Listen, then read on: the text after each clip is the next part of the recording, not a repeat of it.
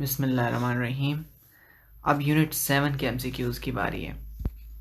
अब हम एमसीक्यूज़ को सॉल्व करने जा रहे हैं। गेट रेडी, पुरानी यादें ताज़ा कर लें और अब एमसीक्यूज़ की बारी है।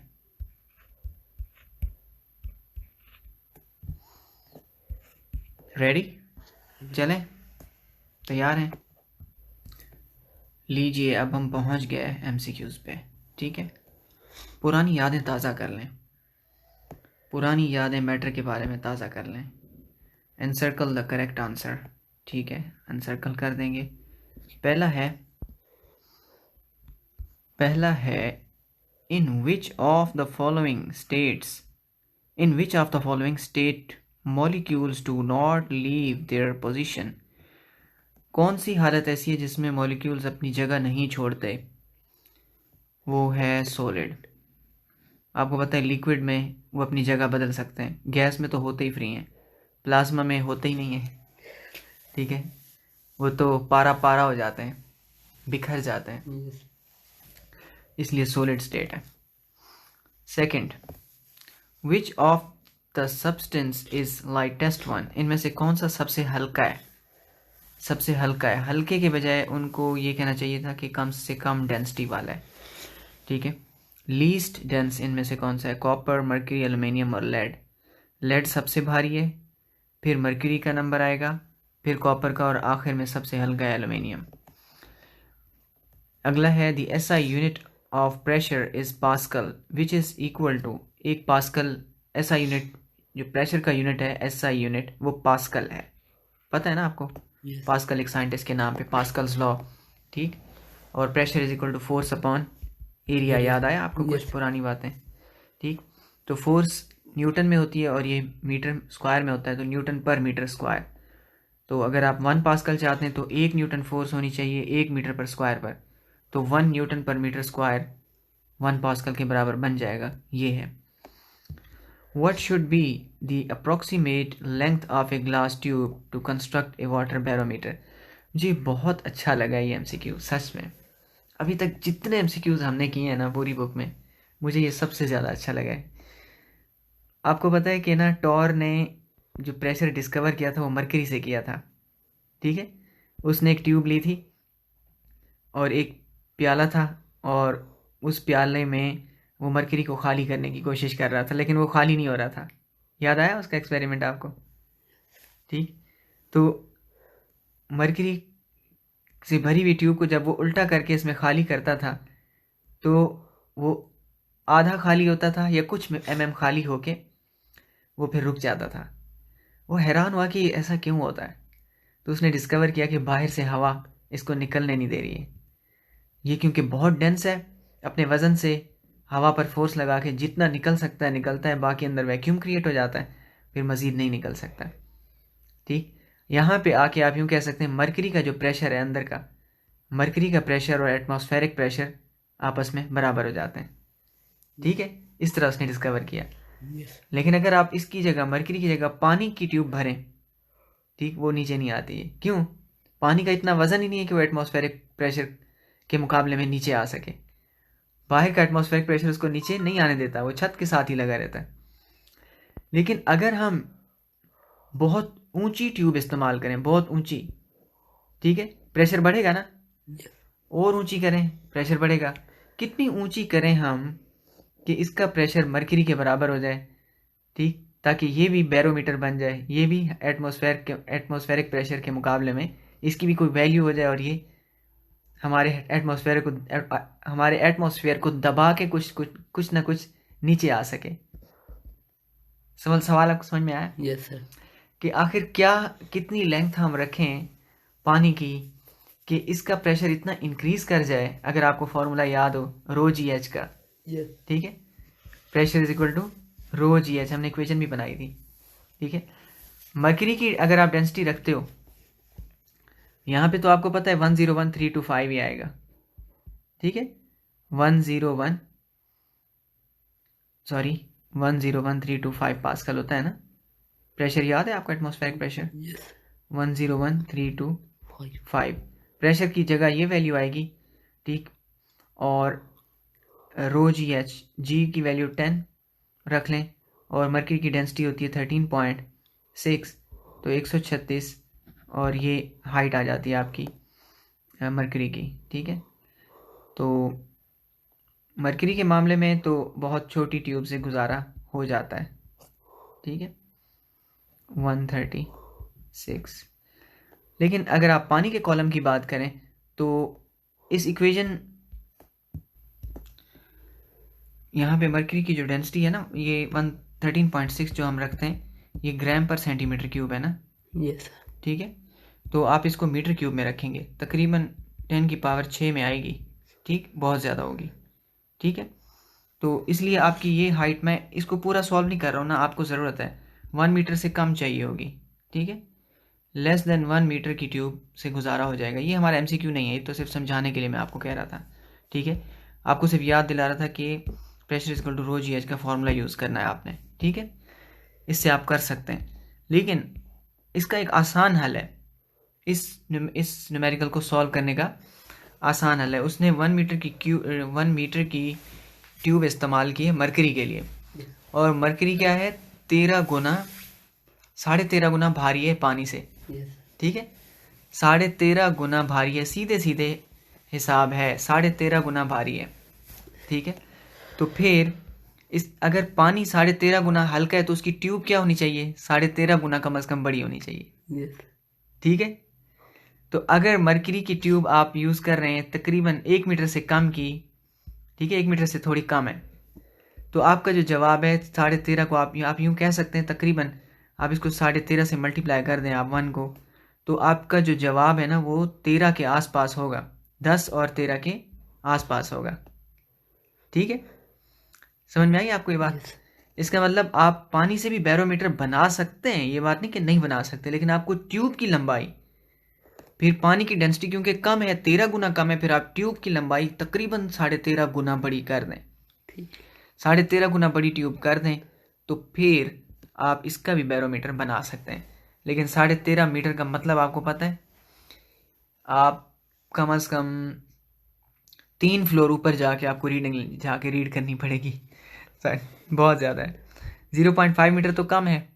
ठीक है, गलत, 2.5 मीटर भी गलत, 1 मीटर भी गलत, 11 मीटर सही लगता है, 13 के आसपास है। ठीक है, ठीक। जब आप गलत बातें सारी निकाल देते हैं तो फिर सिर्फ जो रह जाता है वो हक होता है। ठीक है, जब बातिल आप एक एक करके निकाल देते हो तो पीछे हक रह जाता है। बातिल ख़त्म, जा अल हक व ज़हक़ल बातिल इन्नल बातिल काना ज़हूक़ा, सिर्फ हक रह गया अब। According to the Archimedes principle, upthrust is equal to, Archimedes क्या कहता है, आर्किमिडीज क्या कहता है कि अपथ्रस्ट किसके बराबर होता है, अपथ्रस्ट बराबर होता है weight of displaced liquid, volume of displaced liquid, mass of displaced liquid and none of these. इसका सही जवाब है वेट ऑफ डिस्प्लेस्ड लिक्विड। किसी भी चीज़ को आप डबोएंगे तो उस पे, जैसे आपने क्या किया कि आपने अपना मुक्का अंदर डाल दिया या हाथ अंदर डाल दिया, ठीक है, पानी को चेक करने के लिए, आपका हाथ फील करेगा कि कम वज़न का हो गया, हल्का हो गया, हाथ पानी में जाके हल्का हो जाता है ना। ठीक, आपने जितना पानी हटाया है, जितने वज़न का पानी हटाया, जितना नहीं, जितने वज़न का पानी हटाया है, आपके हाथ का उतना वज़न माइनस हो जाएगा। ठीक है, ये रूल है। मसलन आपने अगर 5 न्यूटन का पानी हटाया है तो आपके हाथ का अगर वेट है 7 न्यूटन, तो फिर आपका हाथ कितने न्यूटन का फील होगा पानी में, 2 न्यूटन का फील होगा। क्लियर हो गई बात? ये आर्किमिडीज प्रिंसिपल है, कहते हैं जितने वेट का पानी हटाओगे, अगर आप 8 न्यूटन का पानी हटाते हो तो फिर आपका हाथ तैरने लगेगा।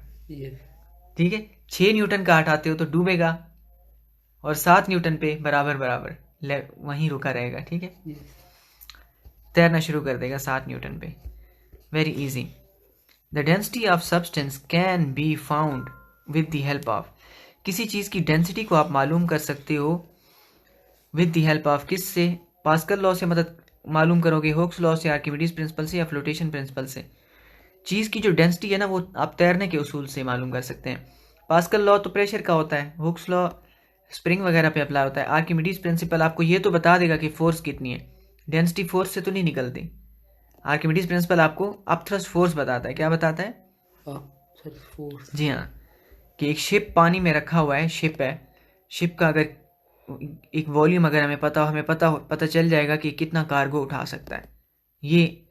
ये है आर्किमिडीज प्रिंसिपल, बट इससे हमें डेंसिटी नहीं पता चलती। ठीक है, तो हमें डेंसिटी कैसे पता चलेगी? आप किसी चीज़ को पानी में गिराएं, ठीक है, हमें पता है पानी की डेंसिटी, हमें पता है पानी की डेंसिटी, आपको वो फार्मूला याद होगा। ये फार्मूला जो मेरे माइंड में आ रहा था, ये आपकी बुक में नहीं है, लेकिन बता देता हूँ। वैसे होता तो कॉलेज की बुक में, लेकिन आपको अगर याद हो, आपको याद हो, मैं इस बात को असल में साबित करना चाहता हूँ कि फ्लोटेशन प्रिंसिपल, अब आंसर तो ठीक यही है, आपको भी पता चल गया होगा। जब ये 3 गलत हैं तो चौथा ही ठीक है, प्रिंसिपल ऑफ फ्लोटेशन। ठीक, तो हमें कैसे, अब ये एक टब है, ठीक है, एक मिसाल देता हूँ मैं आपको। अब मेरे पास ये आलू है, ठीक है, या अंडा है, चलें मान लेते हैं, ठीक है। एक जहन में एक सवाल आता है, ठीक है, मुर्गी ने अंडा दिया है, ठीक है, अब ये पानी है, अब अंडे की डेंसिटी ज़्यादा है या पानी की? ठीक है, एक बात है, हमें पता है पानी की डेंसिटी क्या होती है, 1 ग्राम पर cm³ ना।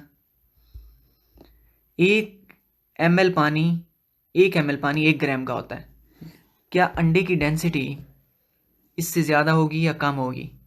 इसका तरीका ये है, आप अंडे को पानी में डालें, अंडा क्या करेगा? अगर डूब गया, इसका मतलब अंडा 1 ग्राम पर cm³ से ज़्यादा डेंस है। अगर अंडा तैरने लग गया, इसका मतलब अंडा हल्का है। फिर कितना बाहर है और कितना अंदर है, उससे हम अंदाज़ा लगा सकते हैं कि पानी के मुकाबले में कितना डेंस है। ठीक है, फिर इस पर एक फॉर्मूला अप्लाई हो जाता है। ठीक है, जितना पानी इसने हटाया है, ठीक है, वो V1 हो गया, ρ1 पानी की डेंसिटी हो गई, ठीक, और फिर ρ2 अंडे की डेंसिटी हो गई, और V2 इसका वॉल्यूम हो गया। फिर एक इक्वेशन बन जाती है, ρ1 V1 is equal to ρ2 V2। ये इक्वेशन आपकी बुक में नहीं है, ठीक है, बट ये भी एक इक्वेशन होती है। मैंने आपको अंडे की मिसाल से इक्वेशन भी बना के दिखा दी, और फ्लोटेशन प्रिंसिपल किस तरह इस्तेमाल करते हैं हम।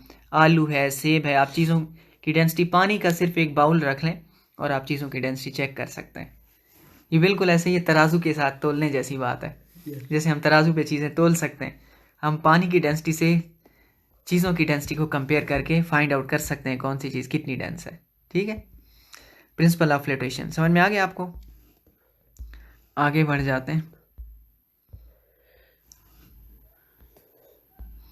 अभी जहन में कोई शक तो नहीं है इस बारे में? क्लियर हो गया? ठीक है, आगे बढ़ते हैं। अकॉर्डिंग टू हुक्स लॉ, मैं समटाइम एक्स्ट्रा बातें इसीलिए करता हूँ, कभी कोई मिसाल काम कर जाती है, कभी कोई मिसाल काम कर जाती है, कोई किसी को कोई बात समझ में आती है, किसी को कोई बात समझ में आती है। ठीक, आगे बढ़ जाते हैं। इसलिए एक्स्ट्रा में जो है ना वो फ़ायदा होता है, हर किसी का अपना अपना नसीब होता है। आगे बढ़ते हैं। According to Hooke's law, according to Hooke's law, Hooke's law क्या कहता है? हुक्स लॉ आपको पता है कि रबर बैंड और या स्प्रिंग वगैरह की चीज़ों पे अप्लाई होता है। ठीक है, हुक्स लॉ कहता है ये स्प्रिंग है, ठीक है, जितना इस पे स्ट्रेस डालोगे, इतना खींचोगे, जितना इसको खींचोगे, इतने इसके एक्स में तब्दीली आएगी। ठीक है, इसको हम यूँ भी लिखते हैं ना, एक स्प्रिंग आप लगा दें, ठीक है, इधर आप फोर्स लगाएं, ये स्ट्रेस है आपका, और यहाँ पे डेल्टा एक्स उसमें चेंज आएगा। तो जितना स्ट्रेस होगा उतना स्ट्रेन होगा, stress directly proportional to strain होता है। ठीक, और प्रोपोर्शनैलिटी हटती है तो कांस्टेंट आता है।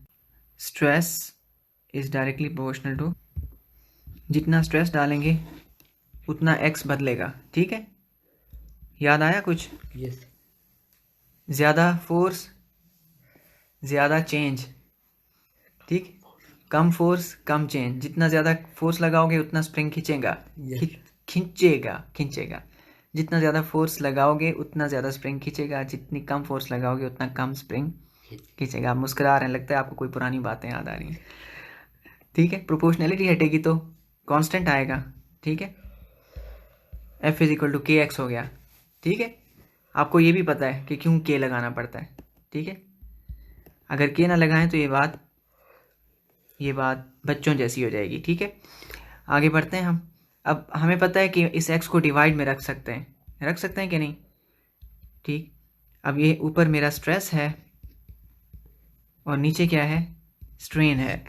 हुक्स लॉ ने इनके ये नाम रखे थे, हुक एक साइंटिस्ट था, न्यूटन के ज़माने का था। आप हुक से ये नहीं समझिएगा कि कोई हम वो उस तरह के हुक की बात कर रहे हैं। ठीक है, कुंडे को भी तो हुक कहते हैं ना। ठीक है, कोई ऐसी कुंडी जैसी चीज़ होती है ना, उसको भी हुक कहते हैं। अच्छा, स्ट्रेस और स्ट्रेन, ओके, तो ये के बराबर आएंगे। अब आपको ये बात समझ में आ गई। ठीक, पुरानी बातें भी याद आ गई। अब आप इसका जवाब दे सकते हैं कि नहीं। ये देखें, stress multiply by strain constant होगा, स्ट्रेस अपॉन स्ट्रेन कांस्टेंट होगा, स्ट्रेन अपॉन स्ट्रेस कांस्टेंट होगा, या स्ट्रेस और स्ट्रेन बराबर होंगे। जवाब ये स्ट्रेस अपॉन स्ट्रेन कांस्टेंट होगा। ऐसे ही है ना, अभी आपने सॉल्व किया। ये देखें, आपका सॉल्यूशन के बाद क्या हो रहा था, स्ट्रेस ऊपर बनता है और स्ट्रेन नीचे बनता है, लॉजिकली, मैथमेटिकली और हिस्टोरिकली और फिजिकली, हर लिहाज से। आगे देखते हैं, following force extension graph of a spring are drawn on the same scale. Answer the following questions below from 8 to 10. अच्छा, ये कहा जा रहा है कि ये ग्राफ बने हुए, ये पहला ग्राफ है, ये दूसरा है, ये तीसरा है, ये चौथा है। ये चारों ग्राफ एक स्प्रिंग के हैं जिस पे फोर्स लगी हुई है। एक स्प्रिंग था, उस पे फोर्स लगाई। ठीक है, वही मिसाल ले लेते हैं। ठीक है, ये स्प्रिंग है और आपने फोर्स लगाई है, ये F है और ये X है। आपने फोर्स X पे रखी है और उसूल भी यही है। उसूल क्या है, उसूल ये है, जो चीज़, अब F और X है, F हमारी मोहताज है या X की, F इंसान की मोहताज है। जो चीज़ इंसान की मोहताज होती है, या यूं कह लें आपके आज़ाद होती है, ठीक है, वो X पे आती है। और जो फोर्स पे डिपेंड कर रही है चीज़, वो Y पे आएगी। अब X किसका मोहताज है, X F का मोहताज है। ठीक है, F किसका मोहताज है, छोड़ें। ठीक है, इसको छोड़ देते हैं। आप ये बताएं, F और X में से कौन किसका मोहताज है। F X का मोहताज तो नहीं है ना। फोर्स तो कोई बाहर से आएगी। ठीक है, लेकिन जो X है वो तो F का मोहताज है। स्प्रिंग को आप जितनी फोर्स लगाओगे उतना ही खींचेगा ना। ये अपनी मर्जी से होता रहेगा, फिर जिन भूत आ जाएंगे फिर तो। ठीक है, इसलिए जो चीज़ X और F में से जो मोहताज है वो Y पे आएगा। ठीक, जो आज़ाद है वो X पे आएगा। अब आपको समझ में आई बात। ग्राफ में हमेशा आप जब दो वैल्यूज़ के बीच में ग्राफ बनाएंगे, आप मोहताज जो वैल्यू होगी दूसरी वैल्यू की, ठीक, उसको आप मोहताज को Y पे, सॉरी मोहताज को, इसने ये ऐसे कैसे किया, अच्छा ये X रखा है इन्होंने। अगर हम ग्राफ के लिहाज से, आपको पता है ये X एक्सिस होता है ना, और ये क्या होता है आपका, Y एक्सिस होता है। ठीक है, तो आपने इधर आपने आज़ाद रखना है। जो भी वैल्यू, जो क्वांटिटी आज़ाद है वो इधर आएगी, और इधर वो क्वांटिटी आएगी जो मोहताज होगी। क्लियर हो गया, ग्राफ बनाना समझ में आ गया आपको। ठीक, अब हम इसको ज़रा देखते हैं कि ग्राफ कहते क्या हैं, ज़रा इनकी दास्तान भी सुन लेते हैं। ठीक है, आगे बढ़ जाते हैं। देखें, the following force extension graph. अब पहले केस में हमें ये बताया गया है कि फोर्स लगाई गई है, और आप देख सकते हैं कि फोर्स में इजाफा हुआ है और वाई में तब्दीली, यानी इस तरफ ग्राफ ज़्यादा गया है हॉरिजॉन्टल में, और वाई की तरफ कम गया है। ठीक है, दूसरे ग्राफ में जितना एक्स में की तरफ गया है उतना ही वाई की तरफ गया है। मतलब जितनी फोर्स लगाई गई है उतनी ही तब्दीली आई है। इधर जितनी फोर्स लगाई गई है उतनी तब्दीली नहीं आई, उससे कम आई है। ठीक है, इधर एक्स कम है, इधर क्या है, बराबर है। और इधर फोर्स तो लगा रहे हैं लेकिन खींच ही नहीं रहा है स्प्रिंग, लगता है स्प्रिंग है ही नहीं। ठीक है, कोई ऐसे रस्सी वगैरह को पे फोर्स लगा रहे होंगे, है ना। फोर्स तो लगा रहे हैं लेकिन कोई उसकी साइज़ में तब्दीली वाकई नहीं हो रही, जैसे रस्सी पे होता है। और इधर देखें, अब आपने फोर्स कम लगाई है, थोड़ी सी फोर्स लगाई है, लेकिन y में तब्दीली बहुत ज़्यादा आ गई है। इधर क्या है, तब्दीली ज़्यादा है। अब आप इन सवालों के जवाब दे दें कि which graph does not obey Hooke's law, कौन सा ग्राफ है जो हुक्स लॉ को ओबे नहीं करता। बताएं कौन सा ग्राफ है जो हुक्स लॉ पे अमल नहीं कर रहा है। यस हुक्स लॉ यही था ना कि फोर्स लगाओगे तो तब्दीली आएगी, एफ इज इक्वल टू के एक्स। ये है, ये थोड़ी ना है। इसमें तो आ रही है तब्दीली, बराबर तब्दीली आ रही है। इसमें कम आ रही है, इसमें ज़्यादा आ रही है। इन तीनों में तब्दीली आ रही है कि नहीं आ रही? अरे इसमें नहीं आ रही ना, तो ये हुक्स लॉ को फॉलो नहीं कर रहा है। ठीक, इसका जवाब है सी। अब नेक्स्ट है, अगला सवाल है which graph gives the smallest value of spring constant. कौन सा ग्राफ है जो स्प्रिंग कांस्टेंट की सबसे छोटी वैल्यू को बता रहा है। किस ग्राफ में के की वैल्यू सबसे कम होगी। अगर मैं एक्स को डिवाइड में ले जाऊं, ठीक, एक्स को डिवाइड में ले जाऊं तो के आएगा ना। ठीक, अब आप बताएं कि कौन से ग्राफ में के सबसे कम है। के ज़्यादा होता है तो स्प्रिंग सख्त होता है। ठीक, मतलब ज़्यादा फोर्स लेता है स्प्रिंग। ठीक है, सख्त स्प्रिंग होगा तो के ज़्यादा होगा, और अगर नर्म स्प्रिंग होगा, ठीक, तो के उसका कम होगा। यस ठीक है, तो सख्त ऊपर लिख देता हूँ मैं। अगर के ज़्यादा हुआ तो स्प्रिंग सख्त होगा। ठीक है, यस और अगर के कम हुआ तो स्प्रिंग नर्म होगा। ठीक है, अब सख्त स्प्रिंग है तो बताएं उसमें तब्दीली क्या होगी, ज़्यादा होगी कि कम होगी? कम होगी ना। आप अपनी हर बात को उल्टा कर दिया करें ना, आपका जवाब सही हो जाएगा। यस ठीक है, आपके दिमाग में जो आए ना आप उसका उल्टा दे दिया करें। ठीक है ठीक है, आपका दिमाग उल्टा ठीक चलता है। जब स्प्रिंग सख्त होगा तो तब्दीली कम होगी, जब स्प्रिंग नर्म होगा तो तब्दीली ज़्यादा होगी। यस ठीक है, सख्त स्प्रिंग। अब आपने क्या करना है, देखें क्या कह रहे हैं कि which graph gives the smallest value of के। अब स्मॉलेस्ट वैल्यू के क्या होगा, अगर के की वैल्यू कम है तो तब्दीली ज़्यादा होगी। अब ज़्यादा तब्दीली वाला ग्राफ कौन सा है? ये है। ये चलें, शुक्र है आपने उर्दू पढ़ के बता दिए। ठीक है, आगे बढ़ते हैं। आपको पता है इसमें आप देख सकते हैं कि इसमें आप देख सकते हैं कि ना,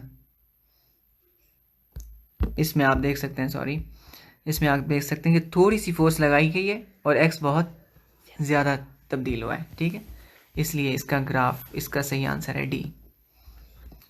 नेक्स्ट है which graph gives the largest value of spring constant. कौन सा ग्राफ है जो स्प्रिंग कांस्टेंट की सबसे बड़ी वैल्यू को दे रहा है।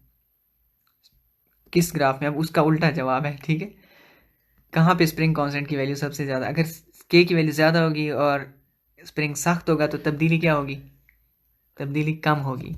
कम तब्दीली किस में है, ए में है। ठीक है, इसका जवाब होगा ए, इसका ए है। ठीक है, क्लियर हो गया। और इसके साथ ही ये सारे ख़त्म हो गए। अब इंशाल्लाह हम नेक्स्ट टाइम अगले चैप्टर के न्यूमेरिकल्स को, सॉरी, अगले चैप्टर के एमसीक्यूज़ को सॉल्व करेंगे। और अगला चैप्टर होगा हमारा thermal properties of matter, thermodynamics. मुबारक हो।